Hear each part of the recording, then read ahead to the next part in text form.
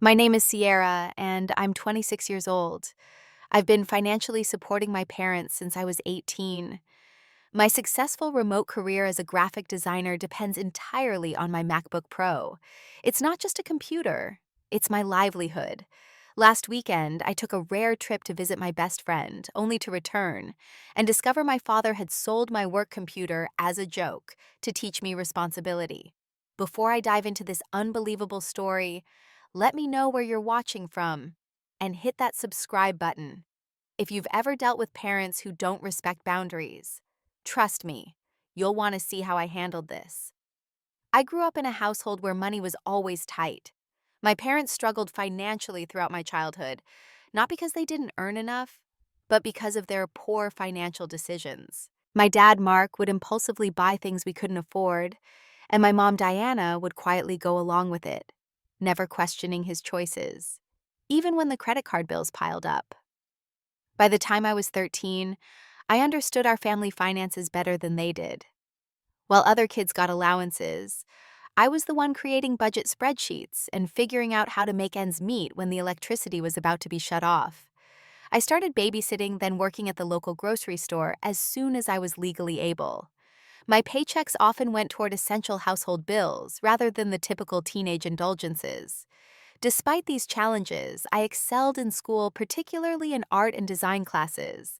My high school art teacher recognized my talent and helped me apply for scholarships. Thanks to a combination of financial aid scholarships and working part-time, I managed to attend a good state university and major in graphic design. College was my first taste of financial independence. I lived in a cramped apartment with 3 roommates, ate ramen more often than I'd like to admit, but I was making my own decisions. I interned at a design agency during my junior and senior years, which led to freelance work. By graduation, I had built a decent portfolio and client list. The economy was tough when I graduated, but I landed a remote position with a marketing agency that allowed me to work from anywhere. I found an affordable apartment in the city with a friend, bought a professional grade MacBook Pro using my first 3 paychecks, and felt like I was finally building my own life. Then 2 years ago, when I was 24, my dad lost his job. They were 3 months behind on mortgage payments and facing foreclosure. My mom called me in tears, and without hesitation, I packed up and moved back home to help them. The plan was supposed to be temporary, just until Dad found another job. I converted my childhood bedroom into a home office and started contributing to the household expenses. What started as helping with a few bills quickly turned into paying the majority of the mortgage, utilities, and groceries. Dad's job search dragged on, and when he finally found work, it paid significantly less than his previous position. By then, a pattern had been established. I was the reliable income, the responsible one, who kept the household afloat. Living at home again created a strange dynamic. In many ways, I had become the parent, financially speaking. Yet my father still expected to maintain his authority over the household, including me. He'd question my work hours, criticize my spending on professional software upgrades, and make comments about how I was always on that computer, the very computer that was paying his mortgage. My mother has always played the peacekeeper. She'd thank me privately for my help, but never stood up to Dad when he crossed boundaries. "That's just how he is, Sierra," she'd say, as if his personality was an immutable fact of nature that everyone else needed to accommodate. When I first moved back, we had agreed on certain boundaries. My bedroom was my private space. My work equipment was off limits. My schedule was my own to manage. These seemed like reasonable requests, but over time, those boundaries became increasingly blurred.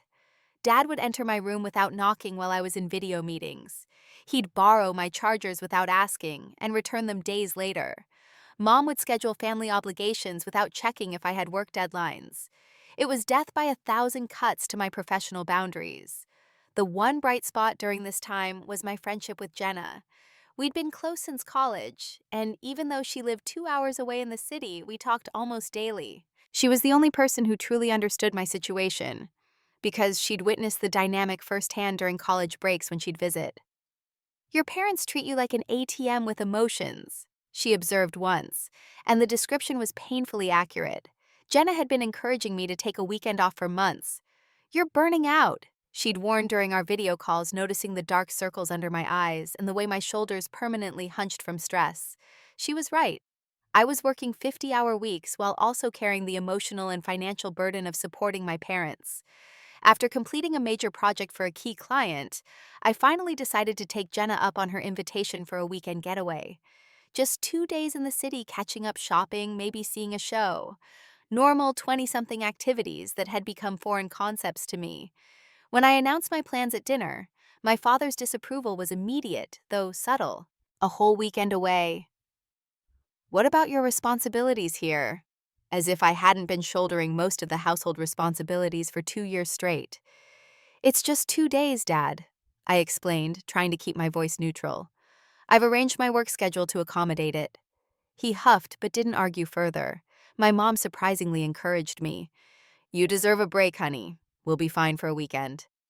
Little did I know how much would change during those 48 hours away. I spent the week before my trip working extra hours to clear my schedule. I completed design projects ahead of deadlines, scheduled social media posts for clients, and made sure everything was in perfect order so I could truly disconnect for the weekend. Friday morning, I had final video calls with 3 clients, reassuring them that everything was on track and I'd be back online Monday morning. My most important client, a boutique skincare brand that accounted for nearly half my income, had a product launch the following week. I promised the marketing director that all assets would be finalized by Monday afternoon. I trust you, Sierra, she said before ending our call. You've never missed a deadline. Enjoy your weekend. Those words would come back to haunt me later. My MacBook Pro wasn't just any computer. It was a fully loaded 16-inch model with upgraded RAM and storage that I'd customized specifically for graphic design work. It contained all my professional software, the Adobe Creative Suite specialized design tools and custom brushes and templates I'd created over years. Most importantly, it held client files, works in progress, and my entire professional portfolio. Yes, I had cloud backups, but the computer itself was essentially my office, my art studio, and my livelihood in one aluminum package. As I packed my weekend bag, I debated bringing the MacBook with me. The responsible part of me thought I should just in case something came up. But Jenna had been firm, no work allowed, you need an actual break. I decided to leave it safely at my desk. I cleaned my room, made my bed, and carefully positioned the MacBook on my desk, plugged in, so it would be fully charged when I returned. I even sent a photo to Jenna with the caption, "Leaving my work brain behind for 48 whole hours." As I carried my overnight bag to my car, my father watched from the living room recliner. "Don't spend too much money in the city," he cautioned. "Those fancy shops will eat up your paycheck." The irony of him worrying about my spending when I'd paid the property taxes on the house the previous month wasn't lost on me, but I just smiled and said, "I'll be careful. See you Sunday evening." My mom hugged me goodbye. "Drive safely. Have fun with Jenna." The 2-hour drive to Jenna's apartment felt like crossing a boundary into another world. With each mile, I could feel the weight of responsibility lifting from my shoulders.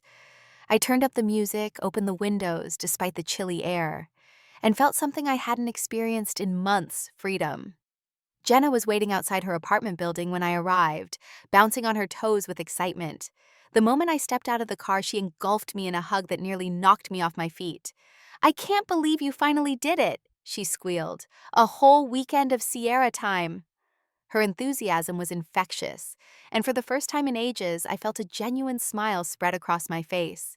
Not the professional smile I put on for client video calls or the patient one I wore during tense family dinners, but a real joy-filled expression. Jenna's apartment was small but stylish, so different from my childhood bedroom where I now lived and worked. She'd prepared the sofa with fresh sheets and fluffy pillows, bought my favorite snacks, and even created a weekend itinerary of activities. "Nothing is mandatory," she assured me, but I thought having options might be nice. That first evening, we ordered takeout from our favorite Thai restaurant, opened a bottle of wine, and talked for hours. Not about work or family obligations, but about dreams, memories, and the kinds of inconsequential topics that close friends can somehow make profound. I felt parts of myself awakening that had been dormant for too long. Saturday was a whirlwind of simple pleasures. We slept in, had brunch at a sidewalk cafe, and wandered through local shops without any particular purpose. I bought a small watercolor print from a street artist, my first non-essential purchase in months, and felt a strange guilt about it that Jenna quickly dispersed. It's $20, Sierra. You're allowed to buy art that brings you joy. That night, we met up with a few of Jenna's coworkers for dinner and drinks. Being around other young professionals who talked about their careers with passion rather than obligation was refreshing. One of them, a web developer named Taylor, asked for my professional opinion on his portfolio website, and I found myself energized by the conversation rather than drained by it. I called home Saturday evening just to check in. My mom answered and assured me everything was fine. "Are you having fun?" she asked. "So much," I admitted. "I didn't realize how much I needed this." "That's wonderful, honey. Don't worry about us. Just enjoy yourself." Sunday morning, Jenna and I had coffee on her tiny balcony, watching the city come to life below us. "You seem different," she observed. "More like the old Sierra." I considered her words. "I feel more like myself," I agreed. "Being here, I can see how much I've lost track of who I am outside of my responsibilities." "You know you could move back to the city," Jenna suggested carefully. "Your job is remote. You don't have to live with them forever." The thought had crossed my mind more frequently lately, but loyalty and guilt always pushed it away. "They need me," I said automatically. Jenna's expression was gentle but firm. "Everyone needs something, Sierra. But you need to build your own life too." I promised to think about it, and I genuinely meant to. The long drive home Sunday afternoon was filled with thoughts about boundaries, independence, and what I truly wanted for my future. I felt energized and clearer-headed than I had in months. I was actually looking forward to getting back to work the next day, approaching my projects with fresh eyes and renewed creativity. As I pulled into my parents' driveway Sunday evening, the house looked exactly as I'd left it. Nothing externally indicated that anything had changed, but something had. I just didn't know it yet. I entered the house through the side door, calling out, "I'm home," as I carried my overnight bag inside. The TV was blaring in the living room, some sports game that had my father's full attention. My mother emerged from the kitchen, wiping her hands on a dish towel. "Welcome back, honey. Did you have a good time?" "It was amazing," I said, smiling. "Just what I needed. I'll tell you all about it, but I want to unpack first." She nodded, and I headed up to my bedroom. The moment I opened the door, something felt off. I couldn't immediately identify what was wrong, but my space felt different somehow. The bed was still made, but the throw pillows were arranged differently. My desk chair was pulled out at an angle I never would have left it. I set my bag down and approached my desk, the uneasy feeling growing stronger. Then I saw it, or rather didn't see it. The space where my MacBook Pro should have been was empty. The charging cable was still plugged into the wall, but the magnetic end that connected to the computer lay on the desk, useless. My first thought was that I'd moved it before leaving and forgotten. I checked my bedside table, then my bookshelf, then even looked under the bed. Nothing. My heart started beating faster as I opened my closet, moved papers around on my desk, and checked every possible place in my room. The MacBook was gone. Trying to stay calm, I walked back downstairs. Maybe I'd taken it to the dining room table before leaving. Or perhaps my parents had moved it for safekeeping. "Mom," I called, trying to keep my voice steady. "Have you seen my MacBook?" She appeared in the hallway, a strange expression on her face, something between discomfort and apprehension. "You should ask your father about that," she said quietly. The knot in my stomach tightened. I walked into the living room where my father sat in his recliner, eyes still fixed on the game. "Dad," I said, standing directly between him and the TV to force his attention, "where is my MacBook?" He looked up at me with an expression I couldn't quite read. Was that amusement in his eyes? He reached for the remote and lowered the volume on the TV. "Oh, that," he said casually, as if I'd asked about a misplaced magazine. "I sold it." The words didn't compute at first. I stood there blinking at him, certain I'd misheard. "You what?" "I sold it," he repeated more firmly this time. "To a guy from work. Jackson needed a computer for his kid who's starting college." I felt like I'd been plunged into ice water. My ears were ringing. "You sold my computer without asking me, without my permission." He shrugged, the gesture so dismissive it made my blood boil. "It was just sitting there while you were off having fun in the city. Besides, it was just a joke to teach you some responsibility. You're too attached to that thing. A joke. My voice rose despite my efforts to stay calm. That's my work computer. I have client projects on there. I have meetings tomorrow morning. You spend too much time on it anyway, he continued as if I hadn't spoken. Always locked in your room staring at a screen. That's not living in the real world, Sierra. I became aware that my mother had entered the room and was standing silently by the doorway watching the scene unfold, but not intervening. Dad, this isn't funny. I need that computer back immediately. Call Jackson and tell him there's been a mistake. My father crossed his arms. He paid cash, $400. Not bad for a used laptop.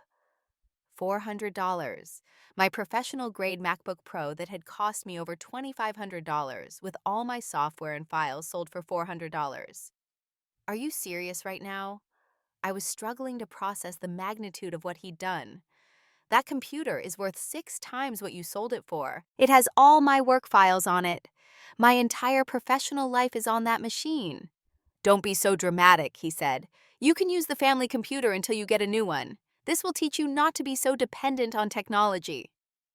The family computer was a 5-year-old desktop in the den that could barely run an internet browser, let alone professional design software. My mother finally spoke.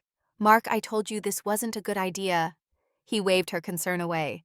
She needs to learn that material things aren't everything. Besides, I thought you'd be gone until later tonight. You weren't supposed to notice until tomorrow. As if that somehow made it better. As if the timing of discovering the theft was the issue, not the theft itself. Call Jackson! I demanded, my voice shaking with the effort of containing my rage. Call him right now! My father sighed dramatically as if I was being unreasonable. He's away until Tuesday. Took the family to his lake house for the long weekend. Tuesday. I had client meetings first thing Monday morning. Deliverables due Monday afternoon. My entire work week planned around files that were now in the hands of a stranger who'd purchased stolen property.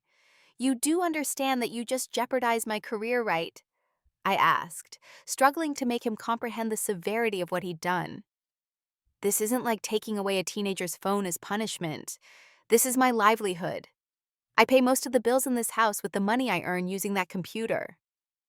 You'll figure it out, he said, turning his attention back to the TV and raising the volume. You're smart.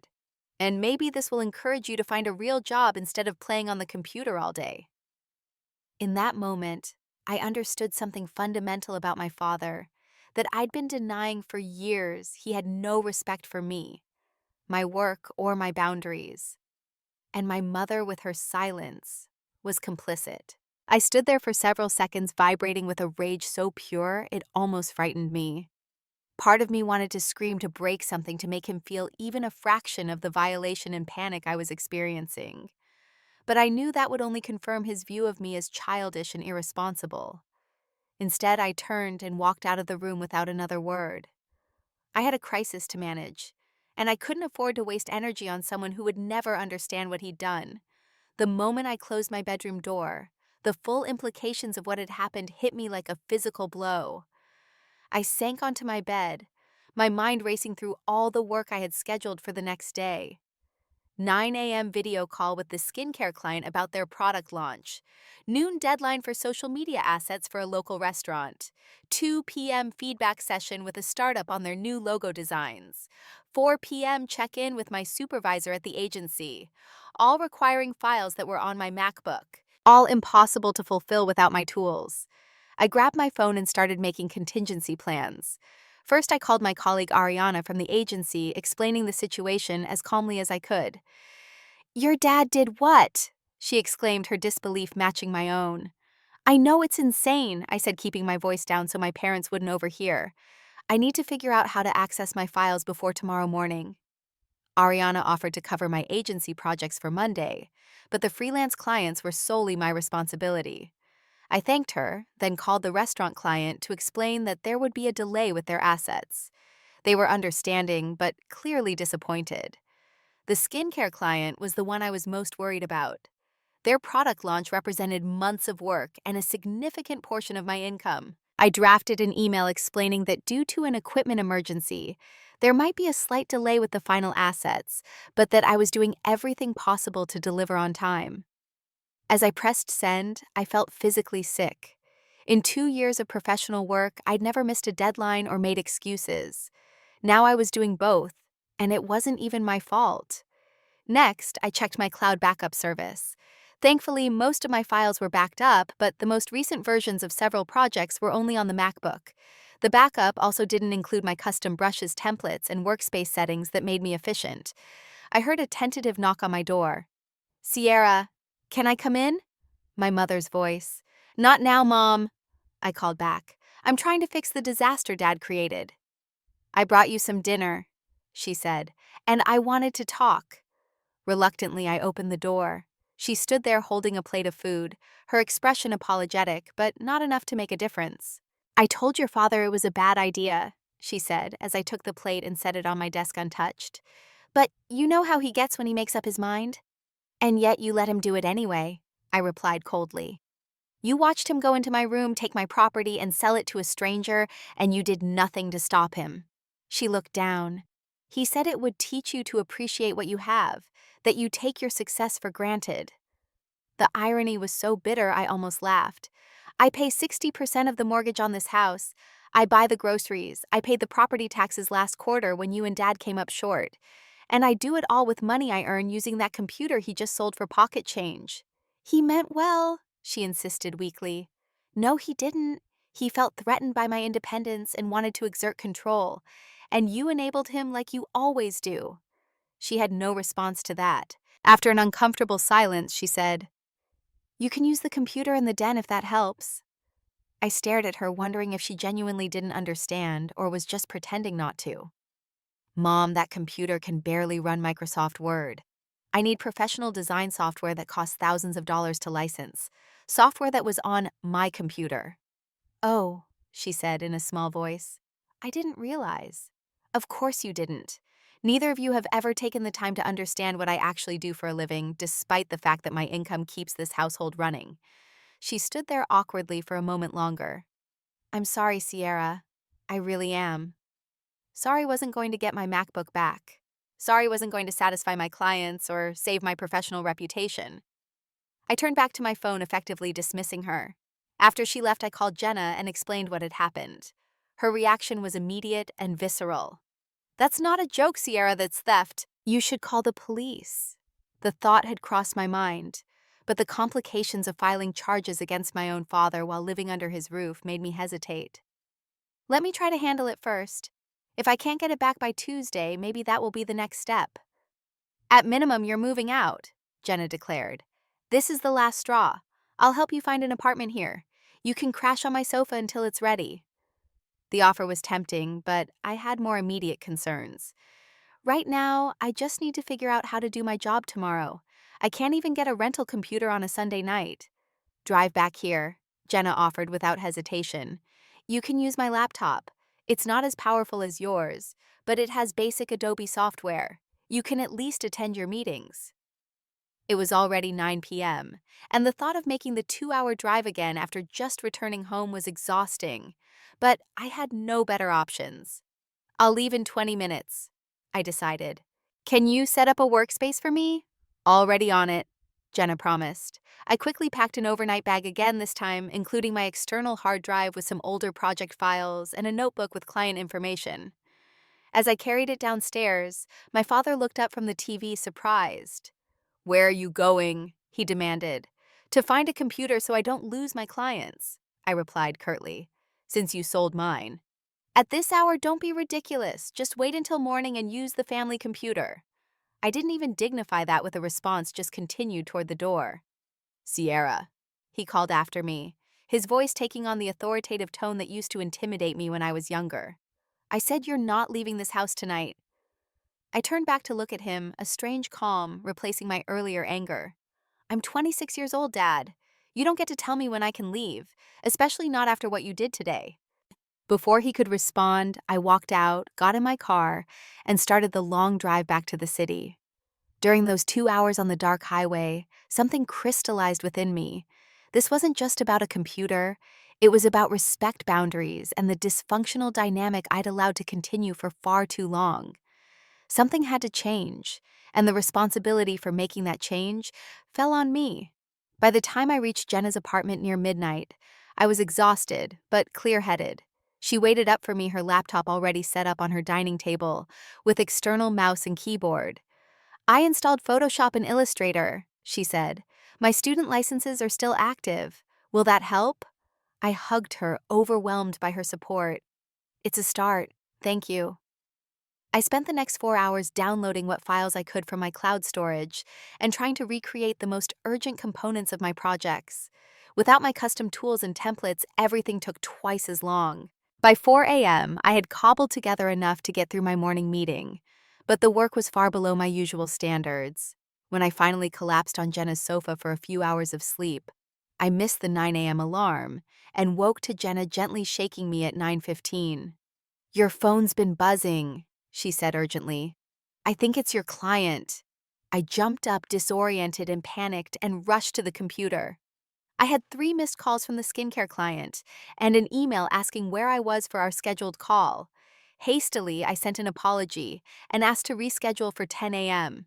Their response was prompt and clearly annoyed. "This is unlike you, Sierra. We're on a tight timeline for this launch." I managed to pull myself together for the rescheduled call, but it was evident that I wasn't prepared. The client's marketing director, who had always been so pleased with my work, ended the call with a warning. "We value our relationship, Sierra, but we need reliability above all. I hope this isn't the beginning of a pattern." After the call, I calculated the potential financial damage. If I lost this client, it would mean a reduction of nearly $3,000 in monthly income. Add in possible impacts to other client relationships and agency work, and the $400 my father had gotten for my Macbook could end up costing me tens of thousands in lost revenue and damaged professional relationships. As this realization sank in, my phone rang again. It was my supervisor from the agency checking on me after Ariana had explained the situation.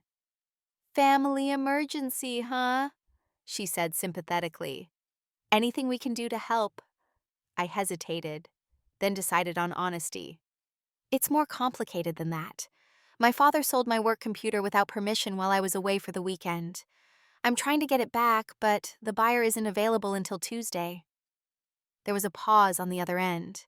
"He sold your computer purposely. He claims it was a joke to teach me responsibility." I explained the words sounding even more absurd as I said them out loud to someone outside my family. "That's not a joke, Sierra. That's concerning. Do you need to talk to HR about a leave of absence to sort this out?" "No," I said firmly. "What I need is to establish better boundaries. I've been living with my parents to help them financially, but clearly that arrangement isn't working anymore." "Take the day to figure things out," she advised. "We can cover your agency projects until Wednesday. Just keep me posted." I thanked her, then sat staring at Jenna's laptop, a plan beginning to form in my mind. I opened a spreadsheet and began calculating exactly how much I had contributed to my parents' household over the past 2 years. Mortgage payments, utilities, groceries, property taxes, home repairs. It added up to over $40,000. Next, I called my older sister Amanda, who had moved across the country years ago and rarely came home. Our relationship had been strained since she left, but this situation called for family insight. "You're still living with them?" was her first question after I explained what happened. "Sierra, you need to get out of there." "I know that now," I admitted, "but they needed help with the mortgage and I felt responsible." Amanda sighed heavily. "Let me guess. Dad made you feel like it was your duty to save them from foreclosure, right? Just like he made me feel guilty for moving away for college instead of commuting from home to save money." "Something like that," I acknowledged. "It's a pattern, Sierra. Dad can't handle not being in control.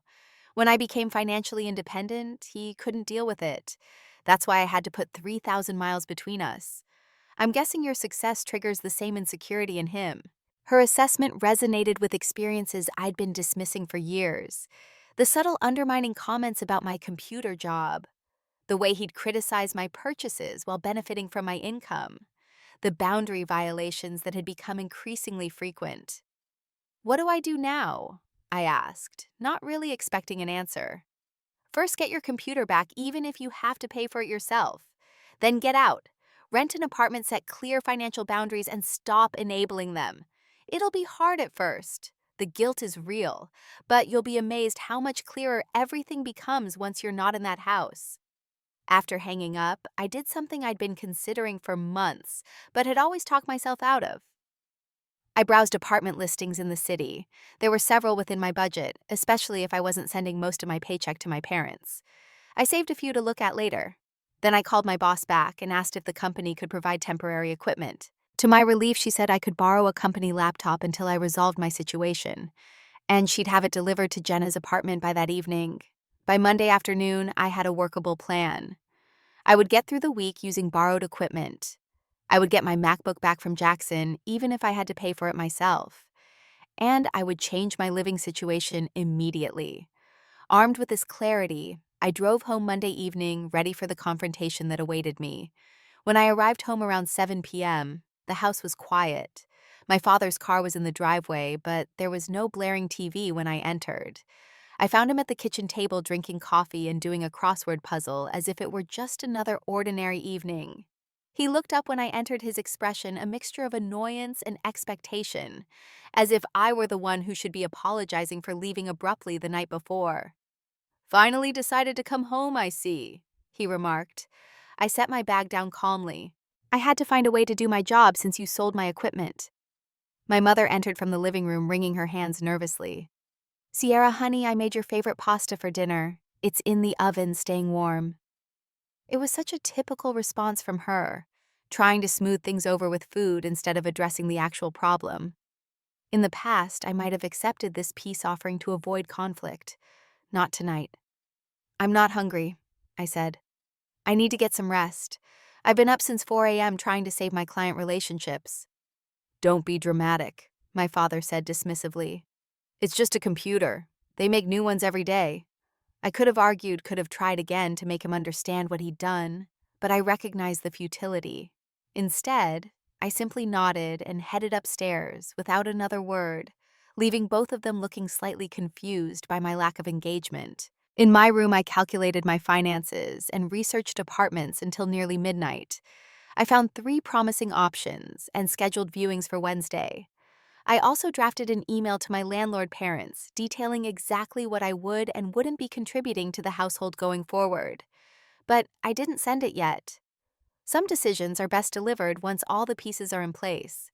I slept surprisingly well that night, the kind of sleep that comes with clarity and resolved determination. In the morning, I rose early, showered and dressed professionally, despite working from Jenna's borrowed laptop. Today would change everything, and I wanted to feel prepared.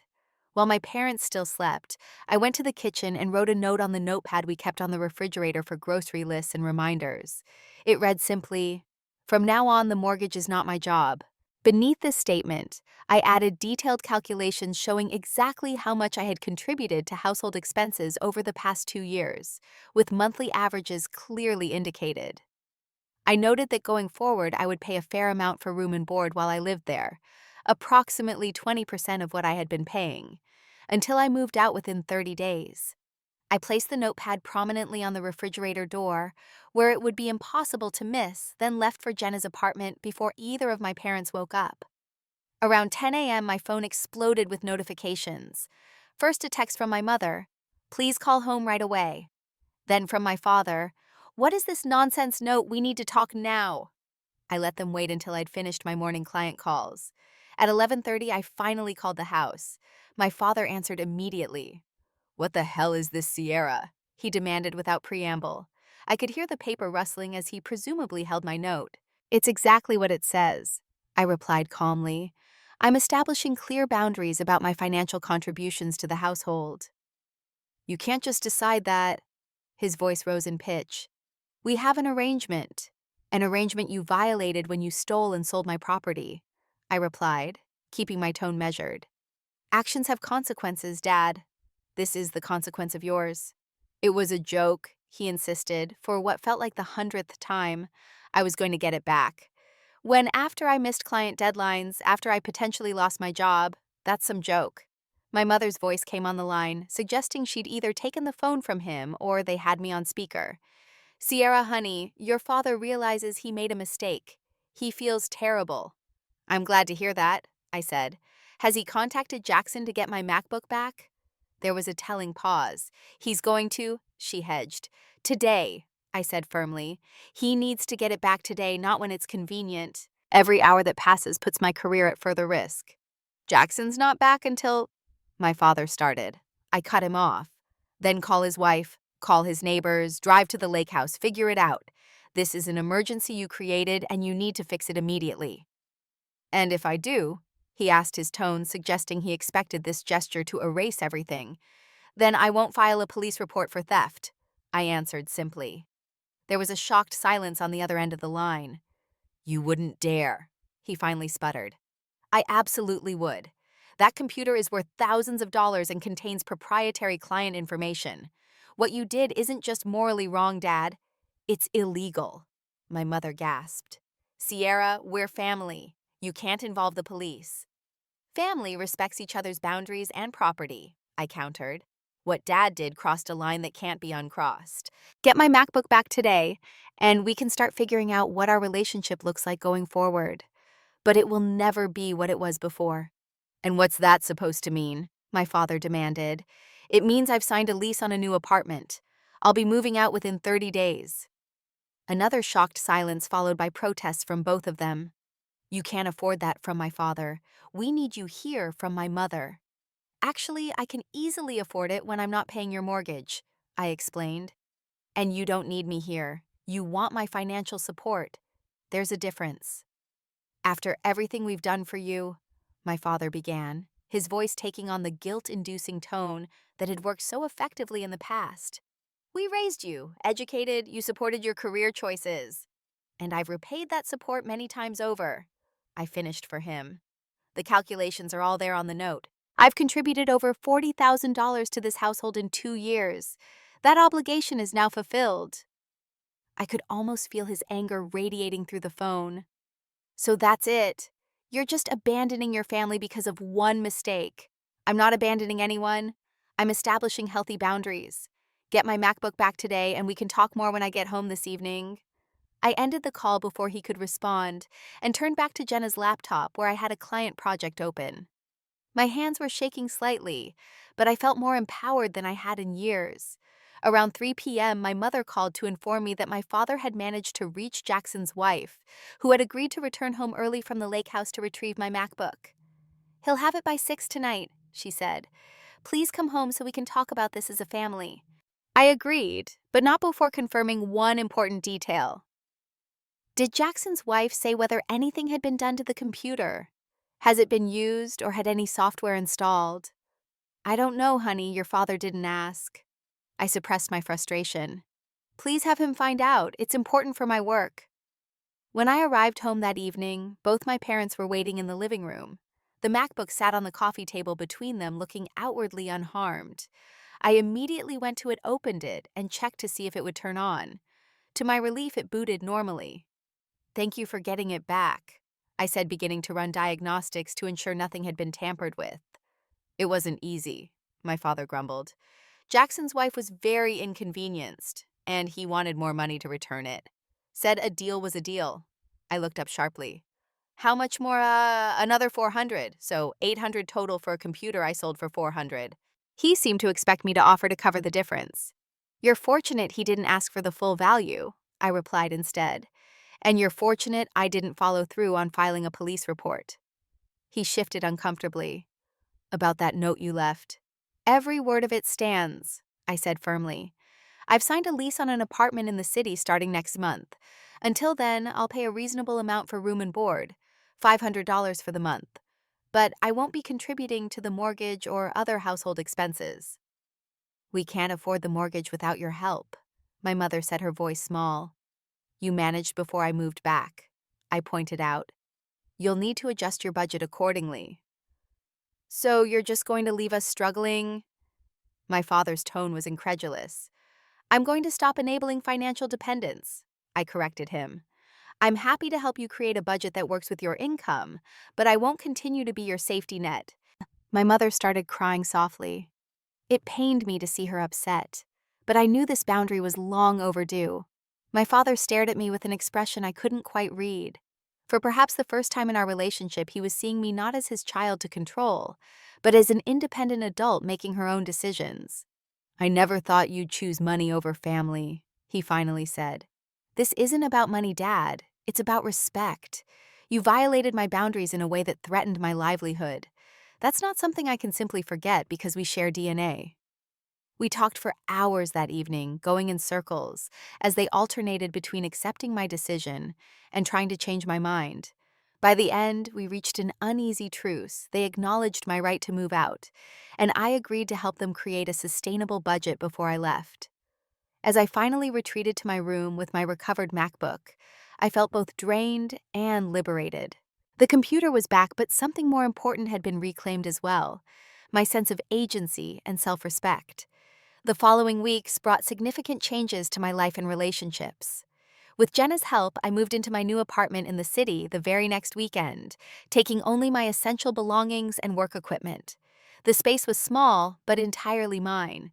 A studio with large windows and a dedicated work area, where I could set up a proper home office. The day I moved, Jenna arrived with a small housewarming gift, a desk sign that read, "Sierra's Studio, Boundary Enforcer Extraordinaire." We laughed as we positioned it prominently on my new workspace. "How does it feel?" she asked as we collapsed on my newly delivered sofa after moving boxes all day. I considered the question seriously. "Strange," I admitted. "Liberating, but also a little scary. I've been so focused on their needs for so long that I'm not entirely sure what my own life looks like without that responsibility." "That's the exciting part," Jenna said, bumping my shoulder with hers. "You get to figure that out now."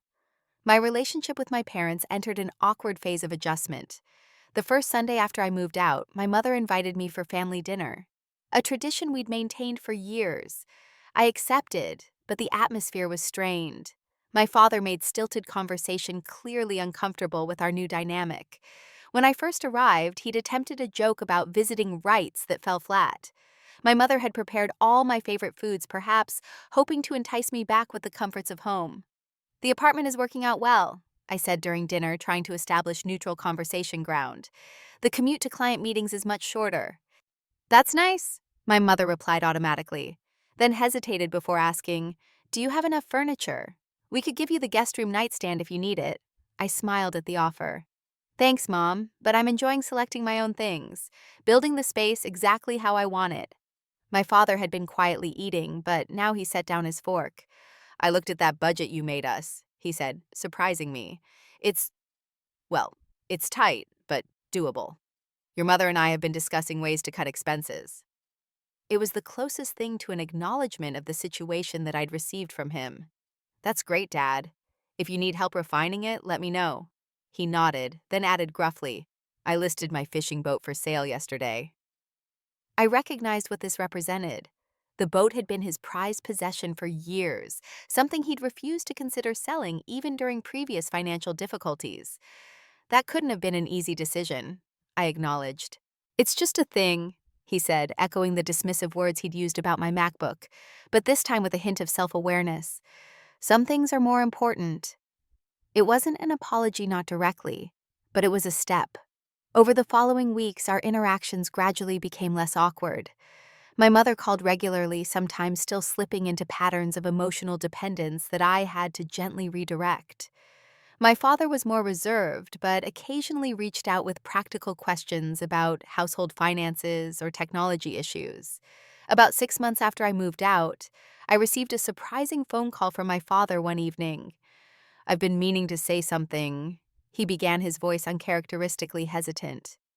"About the computer incident." I waited, giving him space to continue. "It was wrong," he said simply. "Not a joke. Wrong.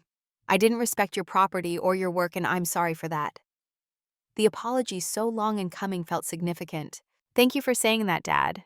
It means a lot to hear you acknowledge it." "Your mother and I have been seeing a financial counselor," he continued. "Part of the process is being honest about past behaviors. It's been eye-opening." We spoke for nearly an hour that night, the most open conversation we'd had in years. He admitted to feeling threatened by my financial independence, to resenting that his adult daughter had become more stable and successful than he was. It didn't excuse his actions, but it helped me understand them. Meanwhile, my own life flourished in unexpected ways. Without the constant stress of managing my parents' finances and emotions, I had energy to expand my client base and even explore new creative directions. I joined a local artist collective, started taking evening ceramics classes, and built friendships beyond my work connections.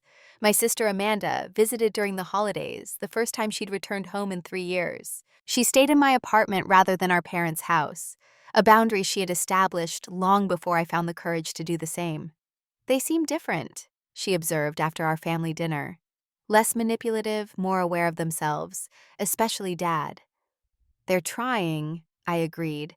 It's not perfect, but it's better. And you seem different too, she added. More yourself. That was perhaps the most profound change, rediscovering who I was apart from the role of financial provider and emotional caretaker. The woman who enjoyed creating art for its own sake, not just for client approval, who valued her own time and space, who could love her parents without sacrificing her boundaries to prove it. 1 year after the Macbook incident, I invited my parents to dinner at my apartment to celebrate my promotion to senior designer at the agency. My father brought a small gift box, which he handed to me awkwardly as they arrived. Inside was a high-quality external hard drive with a note that read, "For backing up your important work, love, Dad." It was a small gesture, but represented a profound shift in our relationship. He was acknowledging the value of my work, the importance of my tools, and implicitly his respect for my boundaries. As we sat together that evening, I realized that sometimes the most responsible thing you can do for someone is to stop rescuing them from their own choices. I had learned that true love includes boundaries, and sometimes the hardest thing and the right thing are exactly the same. Have you ever had to establish difficult boundaries with people you love? Share your experience in the comments below. And if this story resonated with you, please hit that subscribe button for more stories about navigating complicated family dynamics. Thank you for watching. And remember that setting healthy boundaries isn't selfish, it's necessary for authentic relationships to flourish.